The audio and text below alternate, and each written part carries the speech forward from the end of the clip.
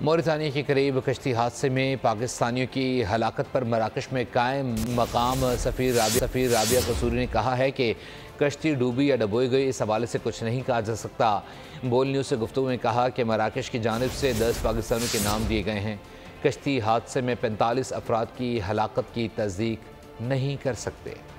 آج صبح موروکن اتھارٹیز نے ہمیں بتایا ہے کہ انہوں نے کچھ سروائیورز اور کچھ ڈیڈ باڈیز ریکور کی ہیں آف دا موروکن پورٹ آف داخلہ۔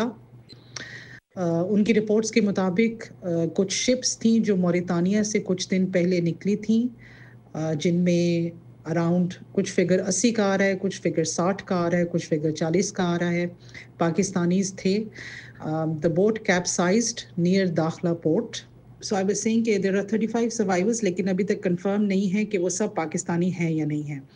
A team of 2 officials are traveling tonight to Dakhla. کل صبح وہ ہاسپٹل بھی پہنچیں گے ویریفائی کرنے کے لیے کہ وہ ڈیڈ باڈیز پاکستانی ہیں 10، اور وہ وہی نام ہیں جو لسٹ ہمیں موروکن اتھارٹیز نے پرووائڈ کی ہے۔ اس کے علاوہ ان 35 سروائیورز کے پاس بھی وہ پہنچیں گے کل کسی بھی وقت، and then on the basis of verification ہم آپ کو یہ بتا سکیں گے کہ ان میں سے کتنے پاکستانی ہیں اور ایگزیکٹلی ہوا کیا تھا۔ So we will have a complete picture by the end of tomorrow انشاءاللہ۔ سبسکرائب کریں اور بیل دبائیں تاکہ کوئی خبر رہ نہ جائے۔